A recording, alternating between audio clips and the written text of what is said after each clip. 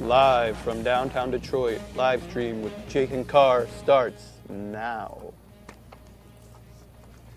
Good morning to you all. It is the end of the work week, otherwise known as Friday. You made it. How's it going? Woo! Date is not correct. It says Thursday, October 13th. Oh. So let's get rid of that. That is my bad.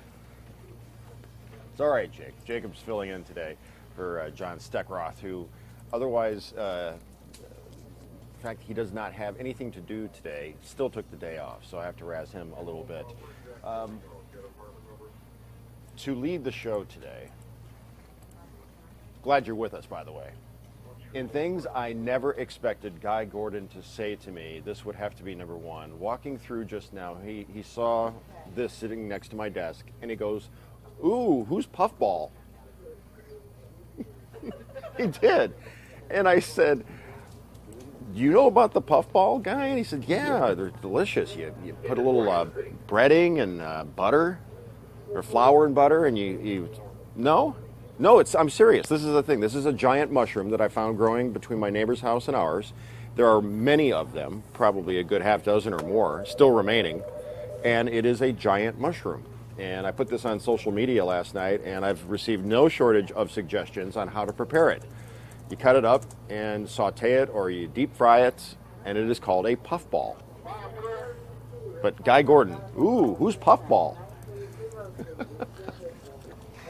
Have you ever seen? Look at this thing. That thing was in your yard? This was, yeah, right.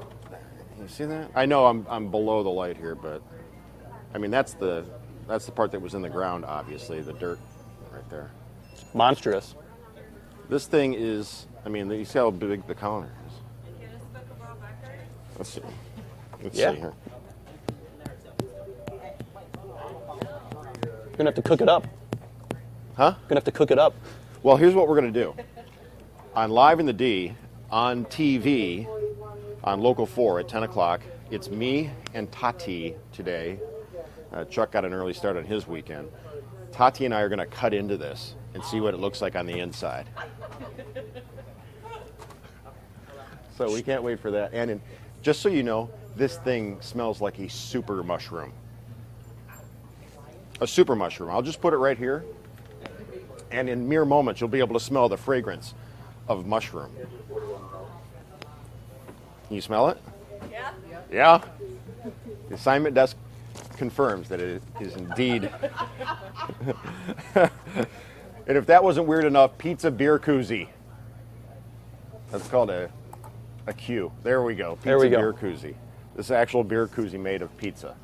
Somebody came up with this. The Vulgar Chef on YouTube created a beer koozie out of pizza. What do you make it? Of course it's PBR. Of course it is. I think this is gross. Yeah, I mean vulgar, yeah, for sure. So living up to his avatar handle, whatever you want to say, Twitter handle, YouTube handle. It was only a matter of time before we saw somebody come up with that. Now that's something Little Caesars should work on. Enough of this smokehouse pizza with the brisket that we were begging them to bring in the other day. And they say, we're test marketing that down south. We'll get to that. If it does well, maybe we'll bring it to Michigan. I'm sure the brisket pizza tastes better than this. Can we see the picture again? And you know what's instructive here? The guy's got a wedding ring on. Where's his wife while he's doing this? Why? And he's at home with the wood paneling and the PBR with the beer koozie made of pizza, and she's out bringing home the bacon. That's what's going on there. Probably an easy segue here into man eats world's 4 hottest peppers, almost dies. No, I mean, you can die from consuming hot peppers, but Prince Harry is his name. No, I don't know. Almost. Sean Calver, an Australian man, tried to eat 2 ghost peppers and 2 Trinidad scorpion chilies in one sitting, and by the end of it, he could barely breathe. The scorpion chilies are 400 times spicier than a jalapeno. He tries to eat yogurt to help the burning, only to realize it's 10 days past its expiration date. This guy just could not win. Just could not win. I mean, where is this happening? In a Motel 6? What's going on with his stage Yeah, so management? far we've got some weird venues for these people eating these weird foods. Doesn't it look like we'll leave the light on for you? It doesn't look like this guy's got a wedding ring, though. Maybe he and the PBR guy with the pizza should hang out. Look like they might get along. I suppose if you couldn't breathe, it was so hot you couldn't breathe, I guess you could die from eating. Do you smell the mushroom? Yeah. What's more dangerous? Trinidad scorpion chilies or being in one of those newfangled shark cages like from the movie Jaws? You go in a cage goes in the water, sharks in the water, and then the shark finds its way into the cage. This actually happened. That is a still grabbed from video. The guy in the shark cage, the diver, he's in there. Yeah. He's at the bottom of the cage. He's at the bottom of the cage, just like Richard Dreyfuss in Jaws, and the shark has found its way through between the bars and is mid-thrash. It comes out the top of the shark cage and goes back into the ocean. I mean, it's a big shark, too. Looks like it's injured its gills there on the squeezing through the bars, but... Yeah, well, they said when the shark bites the food, it temporarily goes blind. Yeah, so it just started the whites roll over and the Yeah. eyes roll back in the head. So it started thrashing and just broke into the cage, and I honestly probably didn't even know there was a person in there.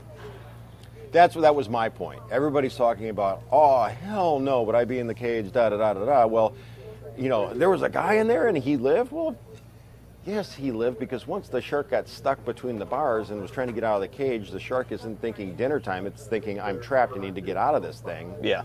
And I suppose the guy could have been mortally wounded in all the thrashing and everything, but still.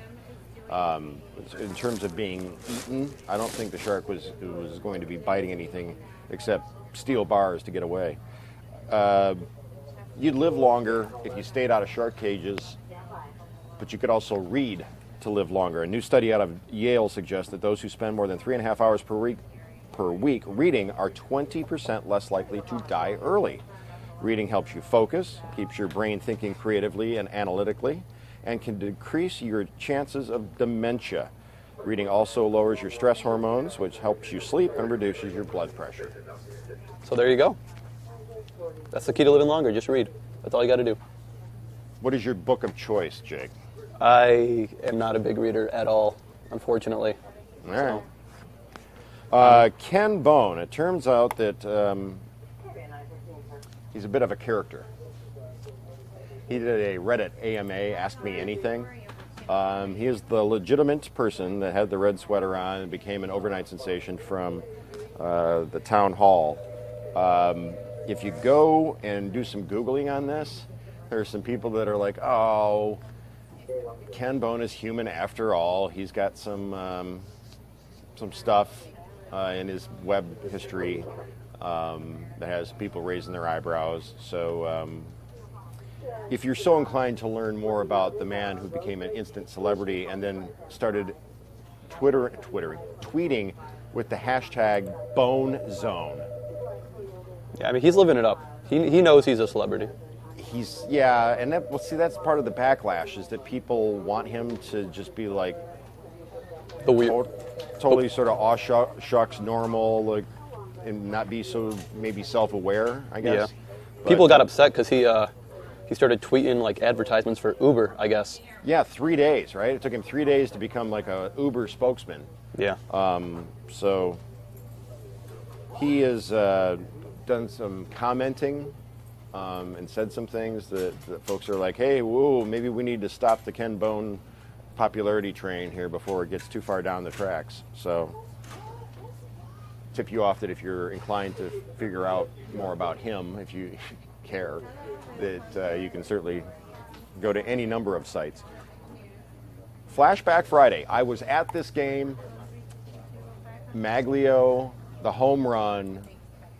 Boom, there it is right there. I was probably, 20, 25 rows behind the Tiger dugout, and the place went ballistic. This is against the A's in 2006, home run. Dan Dickerson on the radio. The Tigers are going to the World Series. That was a magical year. And then we had a week off, went flat against the Cardinals.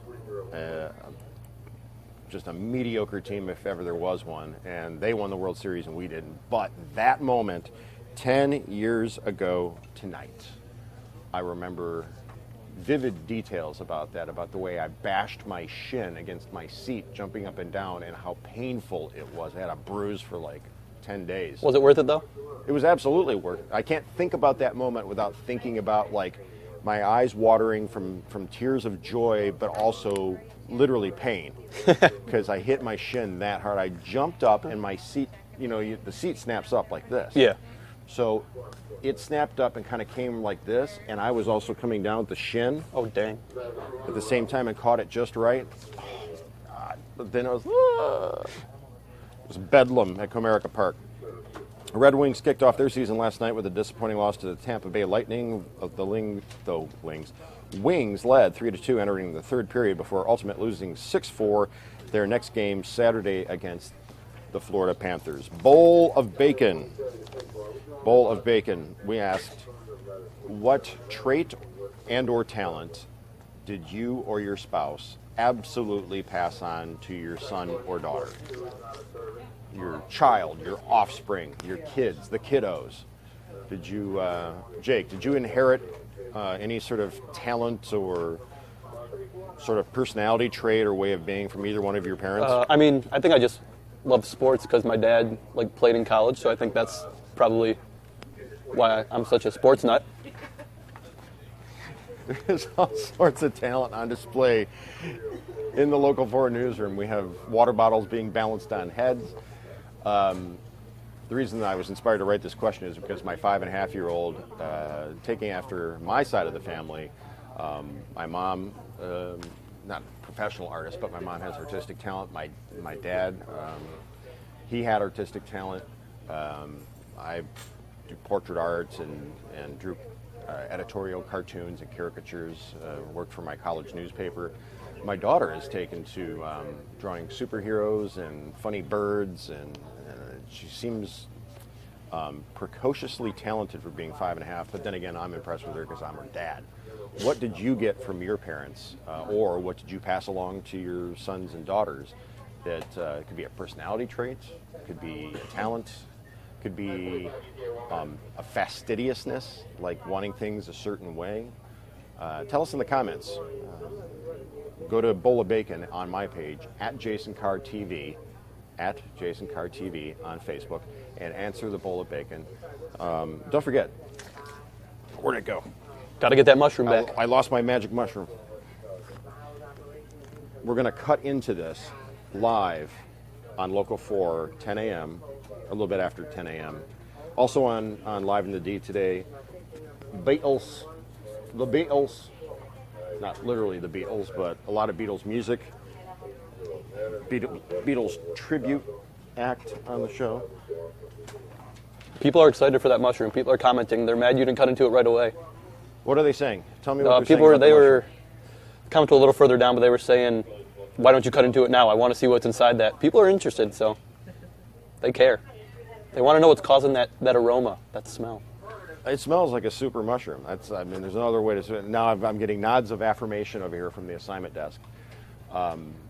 This thing was growing in the side yard. I also put a short video on my Facebook page, at Jason Carr TV. If you want to see where this came from, see it on video shot last night on my phone, you can go there and check that out. So we're going to wrap up the Jason Carr experiment, the 9:15-ish here on a Friday, bidding you a fantastic weekend, and hopefully you will tune in for Live in the D on TV at 10 o'clock. We'll see you there. Stay classy, Detroit. Stay classy.